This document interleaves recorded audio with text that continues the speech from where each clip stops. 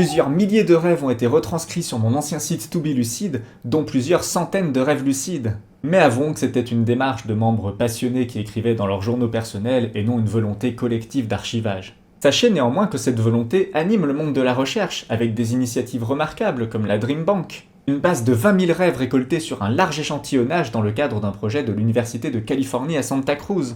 Ou encore la base de texte pour l'étude du rêve, construite par un professeur émérite de l'Université d'Ottawa qui compile plus de 500 récits de rêves d'autrices et auteurs connus. Et je pense que ces démarches sont à t'encourager car nos rêves sont de précieux témoins de notre culture et ils pourraient bien intéresser nombre de chercheuses et chercheurs actuels ou futurs.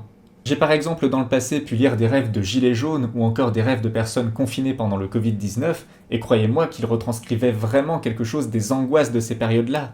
Après, il faut réussir à organiser cela sans tomber entre les griffes d'entrepreneurs sans scrupules, car j'ai appris pendant mes recherches que le réel copain d'Anna Delvey, que vous connaissez certainement avec la série Inventing Anna, a volé un paquet de pognon en promettant la création d'une application nommée Shadow pour archiver ses rêves, et en foirant le projet aussitôt l'argent du Kickstarter empoché.